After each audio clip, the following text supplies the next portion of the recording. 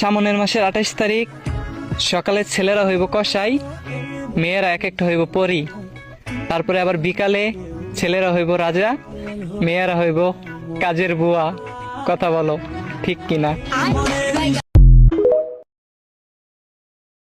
শোনো, টাকার জুড়ে কবরের উপরটা ফুলের বাগান করা যায়, টাকার জুড়ে কবরের উপরটা ফুলের বাগান করা যায়, কিন্তু কবরের ভিতরটা ফুলের বাগান করতে ঈমান আমলের প্রয়োজন হয়। ওই কবরে তোমার টাকার জোর চলবে না, ওই কবরে তোমার ক্ষমতার জোর চলবে না, ওই কবরে তোমার রেপুটেশন কি সেটা দেখা হবে না। ওই কবরে দেখা হবে একটা জিনিস, সেটা হচ্ছে তোমার ঈমান এবং আমলের ওজন কত।